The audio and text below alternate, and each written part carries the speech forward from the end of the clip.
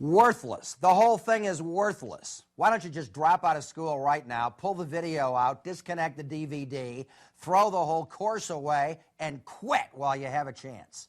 Well, that got your attention.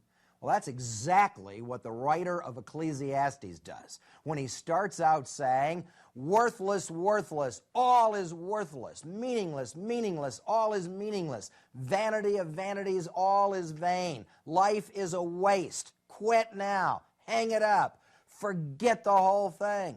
I mean, the congregation would have sat straight up in their seats and thought, what is he talking about? What in the world is he saying? That's the approach that you have in the book of Ecclesiastes. As we go through the poetic books, we come to Ecclesiastes, which takes its name from the preacher, that which has to do with things that are ecclesiastical in Latin, things that have to do with the preacher. In Hebrew, it's the Koheleth. It's the teacher of righteousness. In Ecclesiastes, the question is raised, what is the meaning and purpose of life? And the answer is that Christ is the meaning and purpose of life. The author of Ecclesiastes, Solomon, says, I tried everything there was to try. I tried labor and learning and liquor and lust and laughter, and all of it was a waste until I bowed my knees before the Lord and I realized He's the meaning and purpose of life. Ecclesiastes is an unusual book. It is written in a poetic style, in poetry, but it's a book of philosophy that challenges us to ask the tough questions about life. Who am I? Why am I here? Where did I come from? Where am I going? And how in the world do I think I'm going to get there? What is life really all about anyhow? It is a great book for college and university students who are often struggling with those very same questions and issues. Take your Bible and notice how it begins. The words of the preacher, or the teacher in some translations, the son of David, the king of Jerusalem, vanity of vanities, meaningless, meaningless, worthless, worthless, says the teacher. All is worthless. What profit does a man have of all of his labor that he takes under the sun? I'd circle the word worthless, meaningless, vanity, whichever translation you're using, and then I'd underline under the sun. On the planet, without God, without my eyes on the sky, but my eyes on the planet, what is my life all about here on earth? And Solomon stepped back and said, if you're not careful, the whole thing is a waste of time. The whole thing is empty. The whole thing is meaningless. This is a book in the Bible? This is the inspired Word of God? Why in the world would he take such a position, such an attitude? Well, let me remind you of the nature of the book itself. It's part of the wisdom literature of the Old Testament. The wisdom literature tends to be pessimistic, fatalistic, cynical, materialistic. And yet the wisdom literature of the Bible is often the exact opposite. It takes a pessimistic tone, life is worthless, and then talks about what is the meaning of life. It sounds fatalistic, that all the rivers run into the sea, but the sea is not full. There's nothing you can do about it. But then we learn that there's everything God can do about it, and I can have a relationship with the God who controls the world. It sounds cynical at times, that life is just one hard task after another. You live, you suffer, you die, and it's over. And yet the Bible says, no, God is at work even in your problems. And then it even sounds materialistic at times. If you work hard and do right in the Proverbs, you'll be blessed and life will go great for you. And yet in the Proverbs, the emphasis is that the beginning of wisdom is only found in seeking the Lord Himself. This is a book that challenges us to formulate a philosophy of life. It's an honest inquiry or philosophical quest. It's asking the question, what is the meaning of life on earth under the sun? That's the whole thrust of the book. If all I have is this world to look at, what kind of conclusions am I going to come to? So in Ecclesiastes, Solomon does not start with the law of Moses. He doesn't start with the Bible and say, now based on the Bible, where are we? He starts with the mindset of an unbeliever. He starts putting himself in the shoes of the unbeliever saying, man, I've tried it all. I've chased after liquor. I've chased after women. I've chased after money. I tried to build a great enterprise, a great business, but none of these things satisfied me. They all left me empty. What is it all about anyhow? What is the purpose of life? He's not unlike a modern kind of Gen X millennial style preacher who gets your attention by asking the tough secular question that is in the mind of the unbeliever. He doesn't start assuming the audience is Christian, that the audience is filled with believers. He starts with the assumption that I'm writing this to unbelievers and I want to get their attention. Bummer, bummer. Life is a bummer. And some people would go, yeah, you're right. Right on. Tell me some more. What is it really all about? Now, the book itself claims to be written by Solomon, the son of David, who was the king in Jerusalem. That means it would have been written somewhere between 950 and 940 BC in his latter years. Solomon died in 931, and after his death, remember, the kingdom split in half. But during his lifetime, he ruled in the golden age of Israel's material and kingly prosperity. He's writing to wisdom seekers anywhere in the Near East who want to read his book. And he's writing to help us understand where do we find true joy and contentment and what is the real purpose in living. But instead of starting out saying, there's a real purpose to life, here's what it is, he starts out saying, life is a waste. He gets your attention to you say, I better read this book and see what in the world is he talking about. There is no new thing under the sun. One generation comes and goes and the next one comes. The hills are there year after year, but the people live and die and they're gone and forgotten. So what is life really all about anyhow? The book of Ecclesiastes challenges us to think through some of the serious problems of life. And some of the problems with the book, people say, well, it sounds pessimistic. All is vanity. All is worthless. It's awfully universalistic. Talks about Elohim, God, but not so much about Jehovah, the Lord. It's hedonistic. There's no reference to the law of Moses at all. And sounds relativistic. Follow your heart and your eyes. Whatever you feel like doing, do it. If it feels good to you, do it. It's very existentialistic, that enjoyment brings meaning and purpose to life. What in the world? Does this book really belong in the Bible, some would question? Well, let me suggest some solutions to you. First of all, we have to remember the author's main purpose is that of cultural apologetics. He's writing to people within the culture, unbelievers, saying, I want to get your attention. I want to defend my belief system apologetically, but I want to do so from the standpoint of your questions. And then the author's style is that of academic freedom. Let's explore any possible avenue of truth. Are there any other solutions out there? Are there any other philosophies of life that would give us the answer? And then his argumentation is experimental investigation. I experimented and tried by experimenting, and I tried this, and I tried that, and then I tried this, and I wasn't happy. It's not like I just sat back in an ivory tower and theorized about these things. I actually went out and did it, he says. And it really didn't solve my problem. And his conclusion then is given by empirical verification. I came to a conclusion based on real evidence, on an actual experiment that could be proven.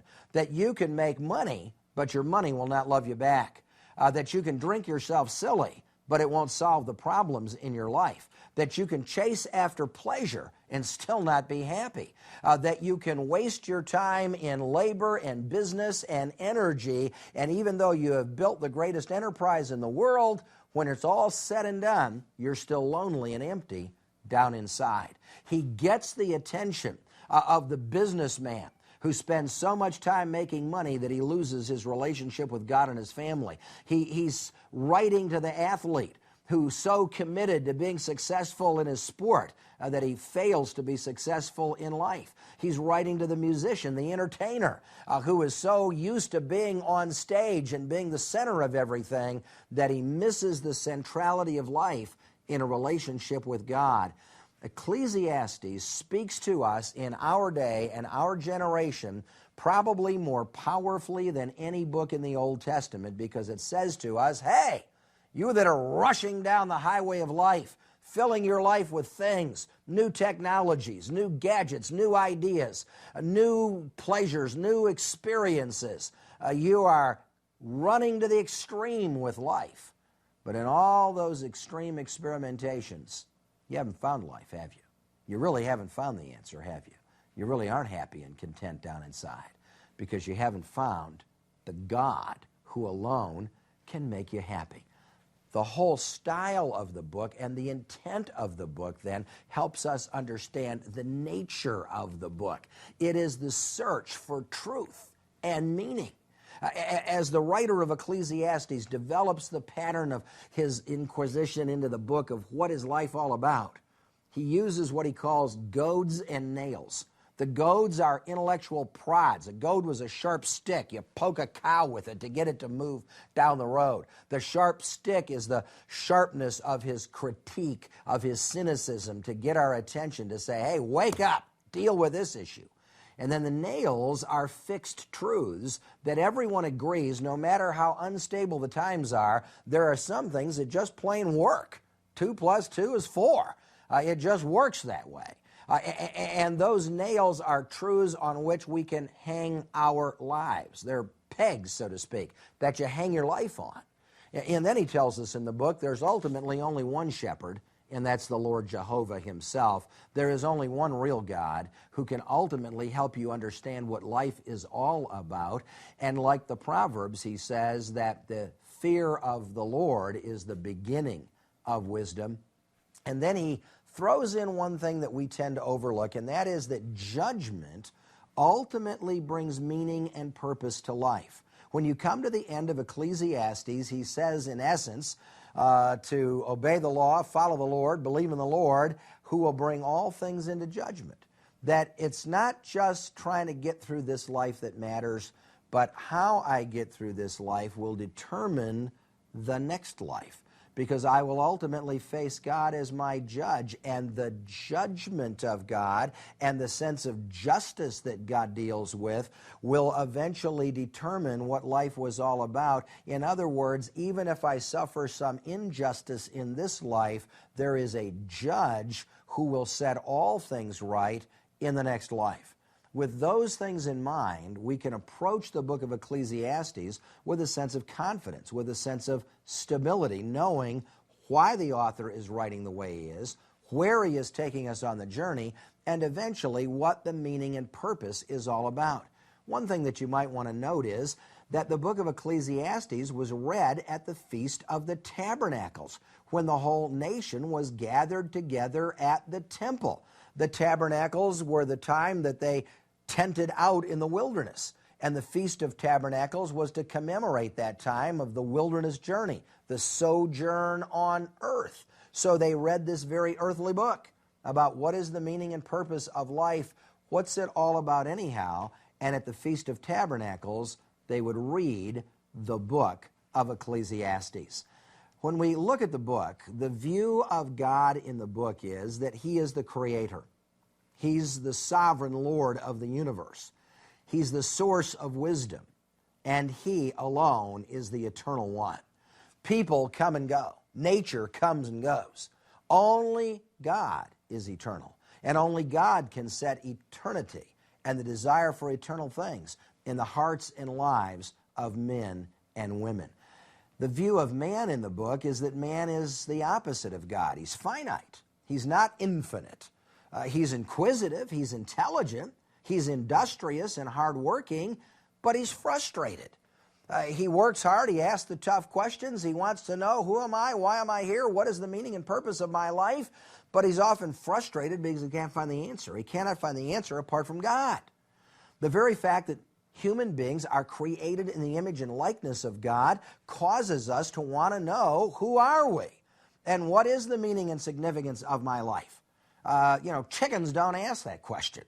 Animals don't ask that question. They're not created in the image and likeness of God.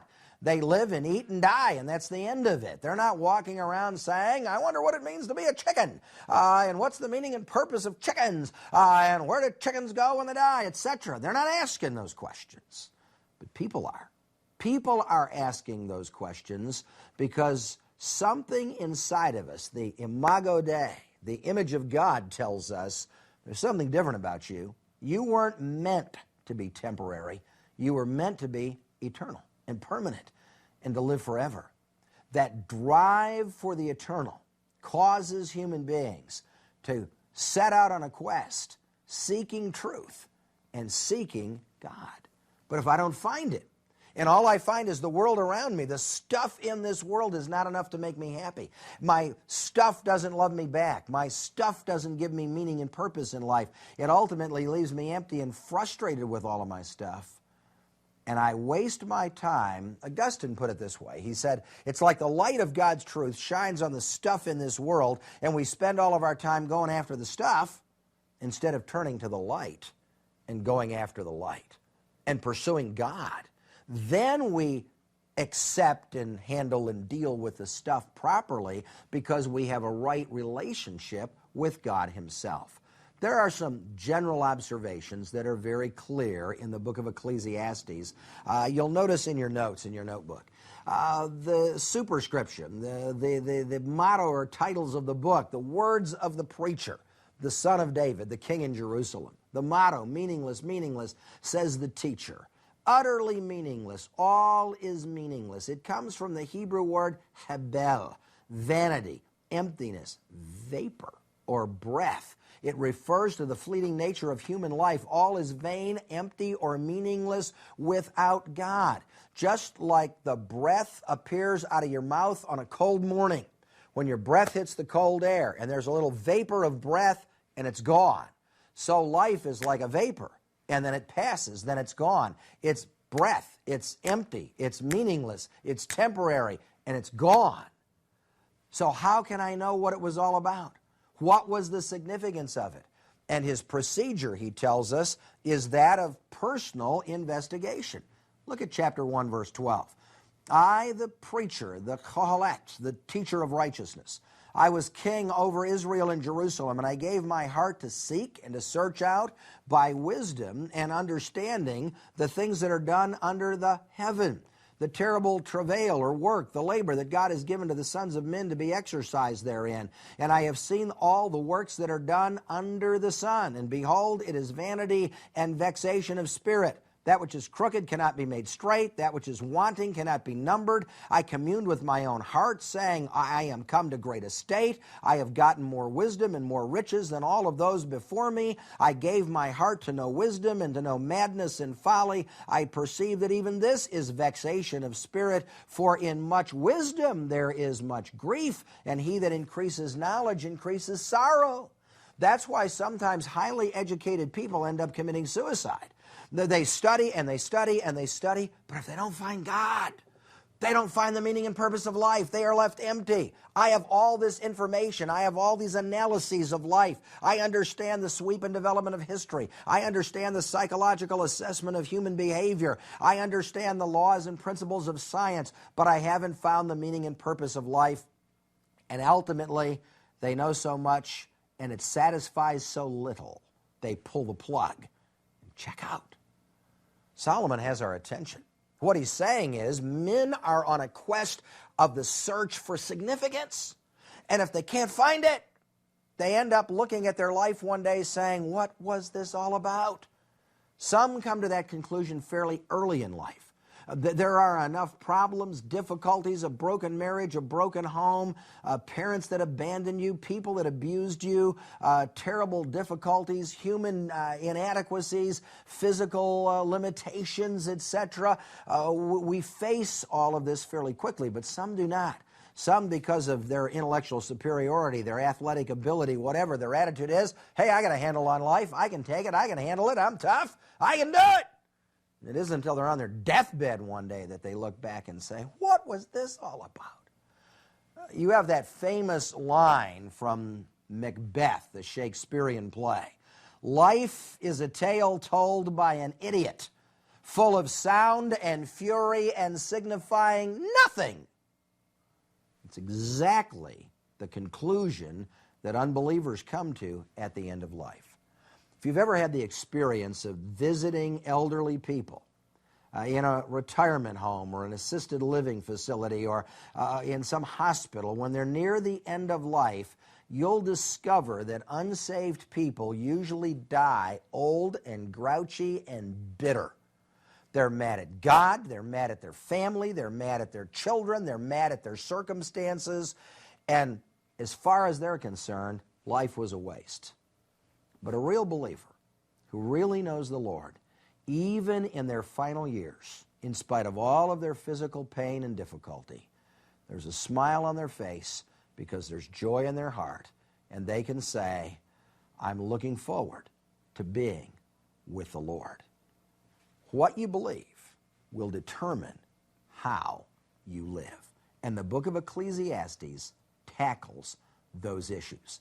Now, if we were to divide it up in the outline, you'll notice, first of all, after he gives the introduction in chapter 1, he talks about the gift of life in chapter 2, verses 1 to 26. And he starts by testing the pleasures of life. I tried laughter, wine, enterprise, possessions, reputation, or as someone has put it, laughter, learning, labor, liquor, and lust. Tried it all, he says. And none of it worked. None of it profited me. He's not talking about financial profiting. He's talking about none of it meant anything to me. None of it was of any value to me. There was no meaning or purpose in all of it. Notice how he starts that second chapter. I said in my heart, go to now, I will prove you with mirth. Therefore enjoy pleasure. And behold, this was vanity. I said of laughter, it is mad. And of mirth, what good is it? In other words, I tried to just sort of laugh my way through life, turn everything into a joke. That's why people love comedies. That's why they love sarcastic late-night television. Let's just sit around and make a joke out of everything and laugh about everything. Isn't that funny? Whatever, whatever. And pretty soon, one day, something in your heart says, you know what? This isn't funny at all. Who am I kidding? I'm wasting my time doing this. What is the meaning and purpose of this? Late-night TV is going to go on forever. And they're still not going to get happy. They're still not going to find the answer. You can't just joke your way through life. So then he thought, well, I'll drink my way through life. Verse 3, I said in my heart, I'll give myself to wine, and yet accompanying my heart with wisdom. And I'll lay hold on folly, till I might see that it was good for the sons of men, what they should do under the heaven all the days of their life. I just thought, well, fine, I'll just drink myself through life. I'll just drink myself silly. The whole thrust in our culture today, an overemphasis on entertainment, an overemphasis on alcohol, as though that is going to make you happy. There are some people that they just want to party harder all the time. Life is just one big party. If we just go to the party, we'll be happy. They turn the music up in the restaurants, and the louder the music is, the louder you talk, and then you convince yourself, because there's a lot of noise in this place, we're having fun, aren't we? And Solomon said, but that wasn't the answer. Drink all the time, you'll end up drunk, you'll end up an alcoholic, you'll end up conquered by this stuff. You won't be able to see straight to make the right kind of decisions in life. You'll ruin your life. That's not the answer. So then he kind of grew up in verse 4. I made me great works. I built houses and planted vineyards and gardens and orchards and trees and pools of water, and I had servants and I had great possessions. And I gathered gold and silver and treasures and singers and entertainment, and I was great, and I increased more than all of those that were before me in Jerusalem. And whatever my eyes desired, I did not keep from them. I just went out and bought everything, he said.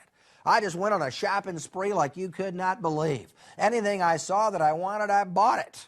I collected this and I collected that. I threw myself into materialism and the accumulating of material things and goods, and I had better robes and better clothes and better chariots, and I had better houses and better swimming pools than any king that had ever been before.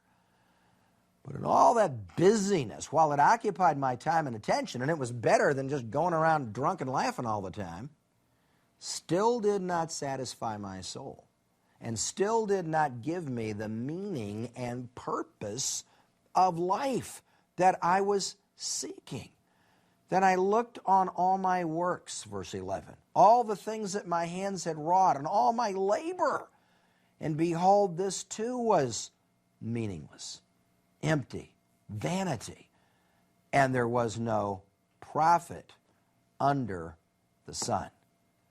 I looked back on my life, he's saying, and when I did, I had to say, in and of itself, it wasn't worth it.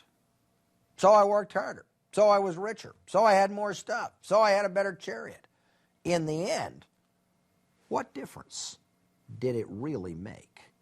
And Solomon speaks to us 3,000 years later, right down through the halls of history, right down through the canyon of time, and grabs our inner being and says, what are you doing with your life? Just joking your way through life, drinking your way through life, working your way through life? Unless you find out what life is all about, you'll never enjoy the life that you have, which is a gift from God. So then he stops for a moment and he says, all right, now wait a minute. Let me try to figure something out here. What is the purpose of life? And he begins to analyze some things. Verse 12, I turned myself to behold wisdom and madness and folly. And I said, what can a man do that comes after the king that hasn't already been done? I mean, what other philosopher, teacher, thinker is going to do more than I could do? I'm the king. I've got undisclosed amount of money, indisposable amounts of cash. I can do anything I want to do here. I can spend myself silly if necessary. And I saw that wisdom excels folly as far as light excels darkness. I did come to a conclusion, and that is better to be smart than stupid. Wisdom is better than folly and stupidity. At least a man who builds a business, who tries to do something worthwhile with his life, accomplishes at least something more than some idiot that runs around partying his way through life. Working harder is better than partying harder.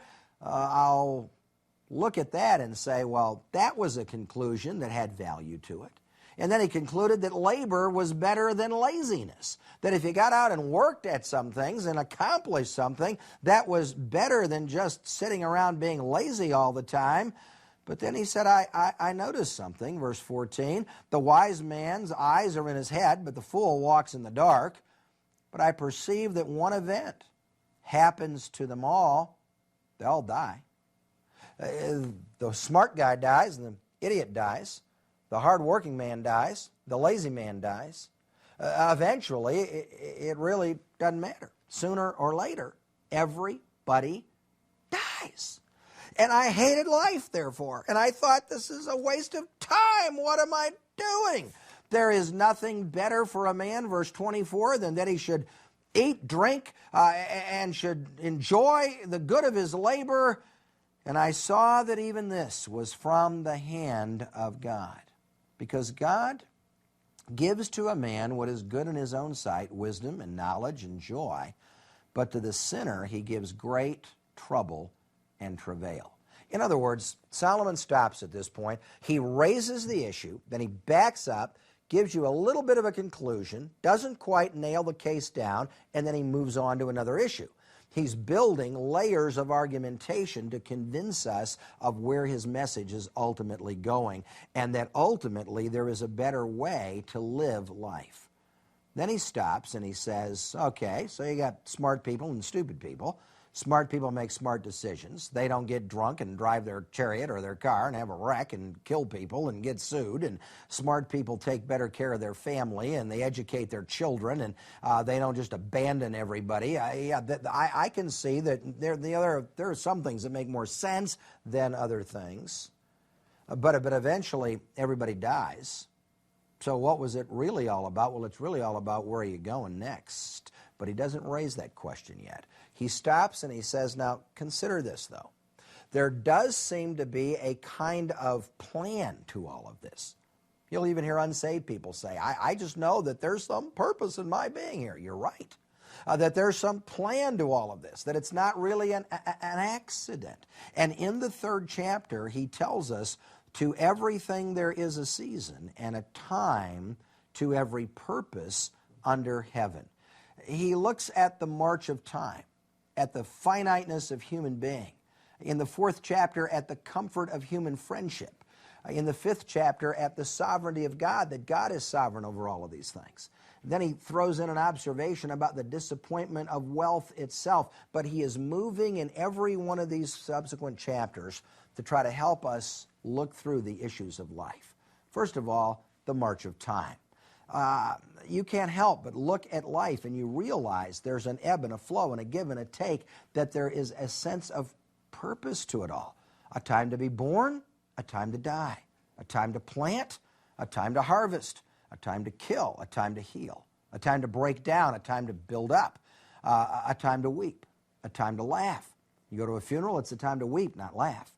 You go to a party, it's a time to laugh, a time to mourn, a time to dance, a time to cast away stones, a time to gather stones, a time to embrace, a time to refrain from embracing, a time to get and a time to lose, a time to keep and a time to cast away, a time to rip and a time to sow, a time to keep silence and a time to speak, a time to love and a time to hate, a time of war and a time of peace. What profit does he have in all the work that he does with all of his labor? He said, I looked at life and I sensed, yeah, you're right. There's a balance to things, an ebb and flow to things, a time for this and a time for that. That life seems to have a sense of meaning to it, at least a sense of flow to it, but I still don't get what is the point of it. It's purposeful. It's not really meaningless. If nature has a sense of purpose to it, it rains, and then the water waters the crops, and then the water evaporates back into the clouds, and it rains again. In the cycles of nature, there is a sense of meaning and purpose. It all has purpose to it. The birds scatter the seeds and scatter the vegetation, and the vegetation grows and produces its own seeds and feeds the birds. That there is a sense of purpose in all of this. You see, people, because they're created in the image and likeness of God, have a natural tendency to want to look for meaning and purpose.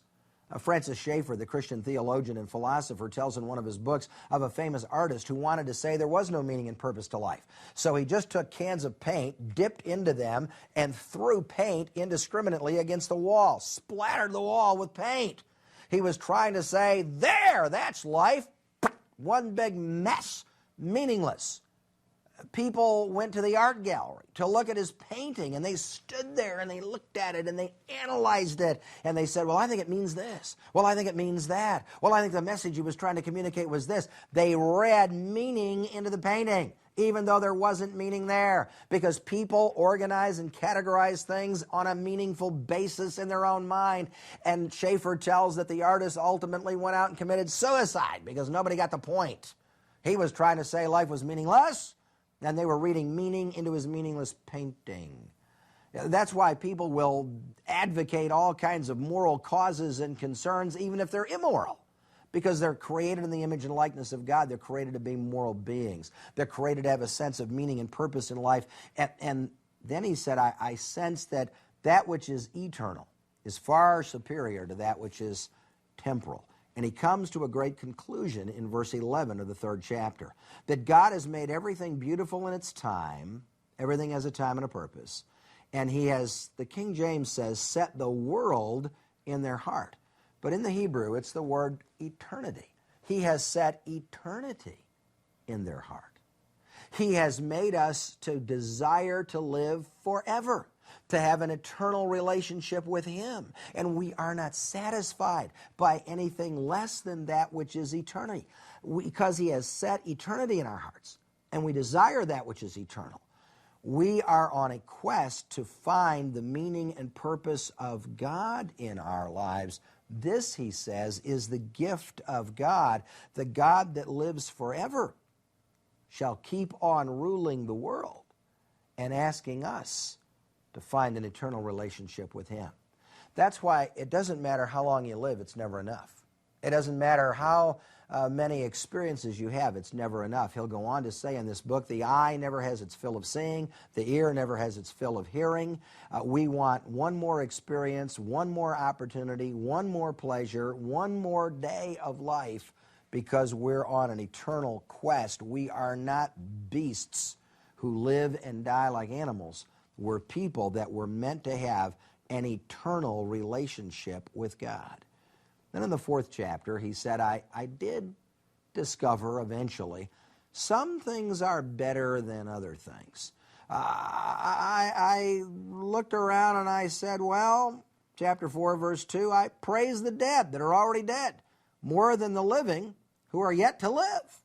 It's easier to be dead. You don't have to do anything. You don't have any responsibilities. It's all right, fine, kill me, I'm out of here, I'm gone, whatever.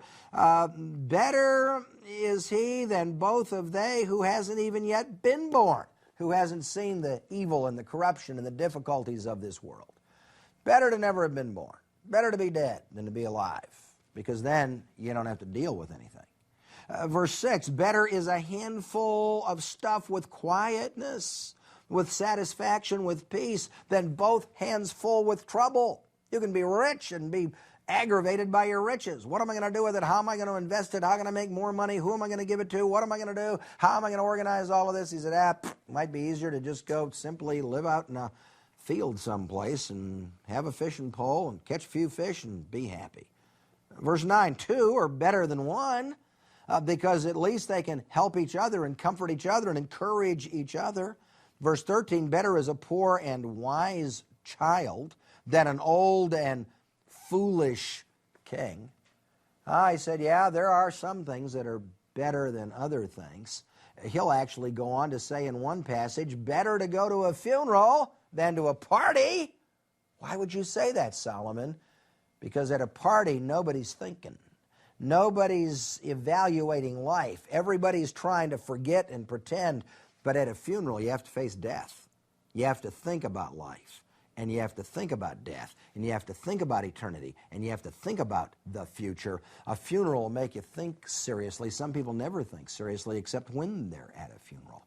And so he says, don't be rash, chapter 5, verse 2, with your mouth. Don't let your heart be hasty to utter anything before God, for God is in heaven and you are on earth. Keep your mouth shut. Don't be going around shooting your mouth off all the time about what God ought to be doing, because you're not God and because you don't understand. And then he reminds us that he that loves, verse 10, silver will not be satisfied with silver. He that loves abundance and increase will tend to vanity. That all the pursuit of wealth and materialism and prosperity ultimately ends in frustration. It will not satisfy. By the time he gets through these first 5 chapters, you've come to the conclusion that, man, life is a challenge. Life has great opportunities. But there are choices to be made that can send you in the right direction or the wrong direction.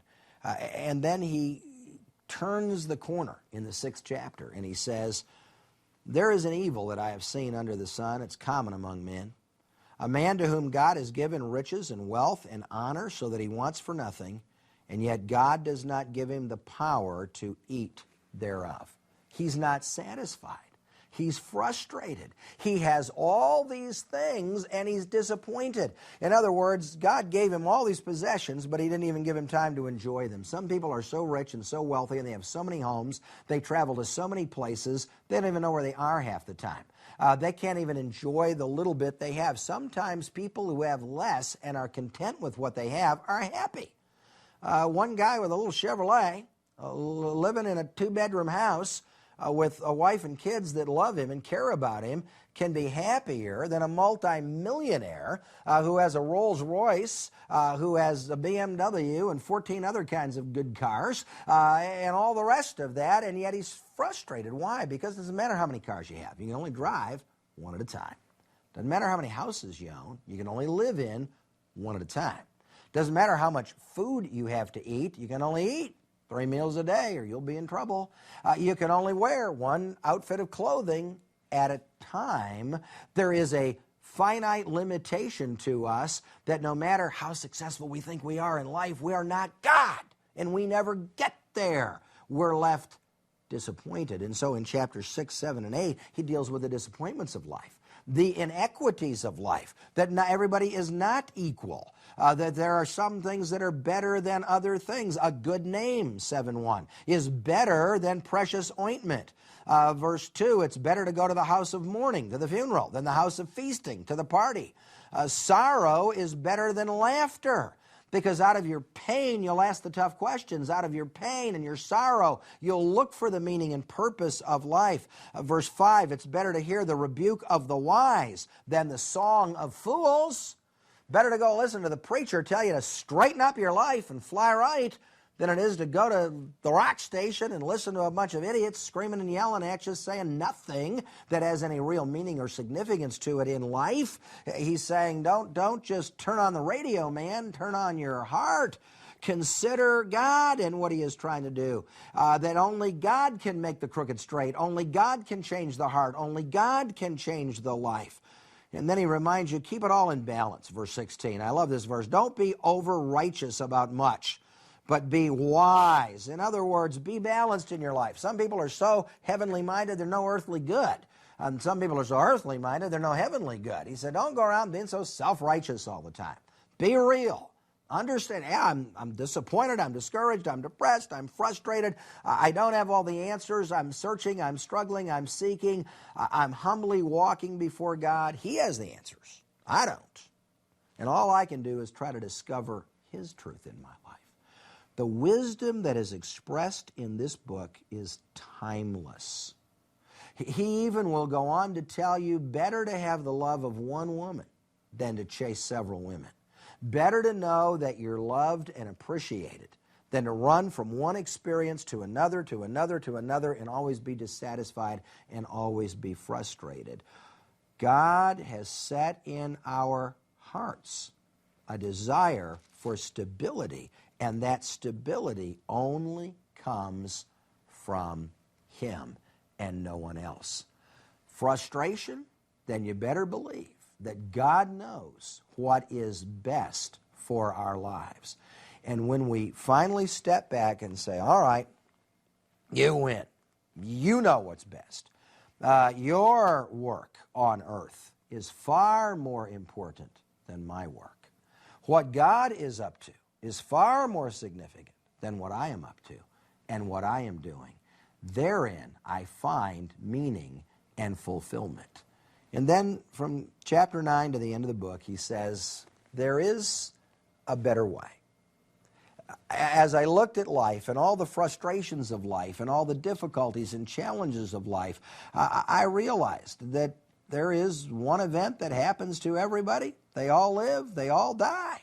They all go the way of the dead, he says in the 9th chapter. But as I looked at their lives before they died, I discovered that ultimately joy was better than sorrow when the joy came from God. Live joyfully with the wife that you love all the days of your life. Chapter 9, verse 9. Find joy and meaning in the simple things of life, in your marriage, in your children, in your job, in the home that you do have. Stop wishing for other. If I just had another house, a bigger car, more cars, more stuff, more money, more suits of clothes, more wives, more husbands, whatever. If I just had some new relationship, that'd solve every problem. No, won't, he said. Learn to be content with what you have, or you'll never be content. Then he said, I finally came to the conclusion, wisdom is better than folly. If you live life wisely, general principles again in the books of poetry, things will go better than if you live stupidly, undisciplined, indiscriminately. Your life's going to be a mess. Labor is better than laziness because ultimately hard work pays off.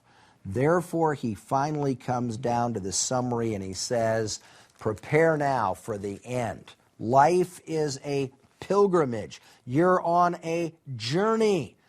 Rejoice, O young man, in your youth. Because God will bring all things ultimately into judgment, chapter 11, verse 9. Chapter 12, verse 1, remember now your Creator in the days of your youth, while the evil days do not come, and the years do not draw nigh, while you can still see the light of the sun, before your body falls apart, which he then describes as an old house as though it is collapsing. In other words, Solomon is saying, the sooner you find God, the better. Find him while you're young. Don't waste your life. Don't waste your life pursuing nothing but laughter, nothing but liquor, nothing but labor, nothing but lust. You'll never be happy. You'll be old and miserable and meaningless and empty. You'll call for the preacher on your deathbed, but it'll be too late. You'll have wasted your life. Find your Creator now in the days of your youth. Focus your heart and life on him, who alone can give you eternal meaning and purpose and significance. And follow him. Because ultimately, he says, the dust shall return to the earth, the dust of human flesh, in verse 7. And the spirit shall return to God, who made it. Now the preacher starts to draw the conclusion to the sermon. Eventually, you've got to prepare to meet God. However you decide to get through life, however you choose to live your life and deal with your life, one day this body will disintegrate into the dust, but your spirit will stand before the Lord, and you'll give an account to him, and in the judgment, God will hold us accountable. God will set all things right. Oh, humanly speaking, vanity of vanities, says the preacher. All is vanity, worthless, worthless, meaningless, meaningless. People have tried to set out wisdom and proverbs and understanding to life, etc., but the words of the wise are like goads. They provoke us to think through, what is life all about? They're like nails, like pegs fastened to the wall. You hang your life on them. You build on those truths. They're given by the master builders of the assembly, and they are given from one shepherd, the Lord God himself. That the only truth that really matters in life is God's truth. You don't find in this book, with all of the apparent relativism, he doesn't end up with a relativistic conclusion that, well, there's a little truth here and a little truth there, and you kind of make your own truth. No, he said, there are some solid pegs of truth. You hang your life on those things. You build your life on that, and you've got a life that you can build for the future. The pursuit of intellectual issues is endless. Further, my son, be admonished, of the making of books there is no end, and much study is a weariness of the flesh, to which all students said, Amen. You can read, and you can read, and you can read, and you can read yourself till your eyeballs fall out of your head. But until you read the truth, and the truth changes your life, you're wasting your time, is what he's saying. Here's the conclusion, verse 13, of the whole matter. Fear God and keep his commandments, for this is the whole of man.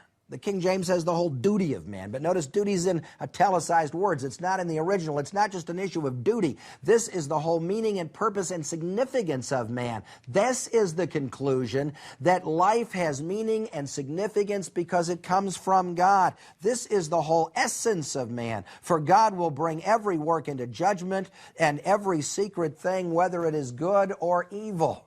On the negative side, life without God is meaningless. The search for meaning is endless. On the positive side, fear God, obey his commandments, and trust that God will bring all things into eternal judgment, and he will reveal the eternal purposes of our lives.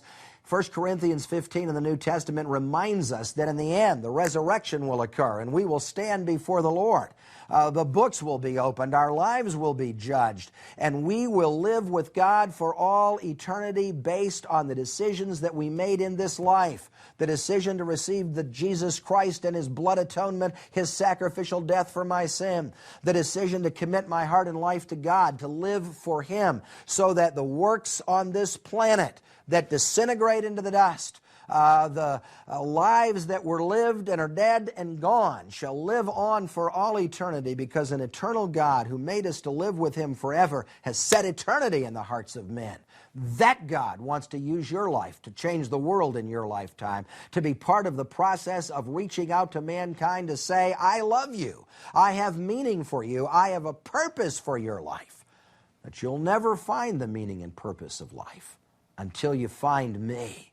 But when you do, you'll know that your life is co-eternal with the life of God, and you will live forever because God lives within you, and God is eternal. Once we have that relationship, that sense of significance, that sense of purpose, everything else is easy in life. Whether I live in Iowa or Florida, doesn't matter.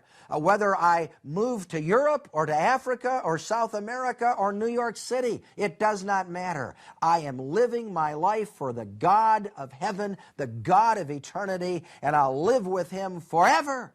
That's what matters, and that's what will make the difference. God bless you.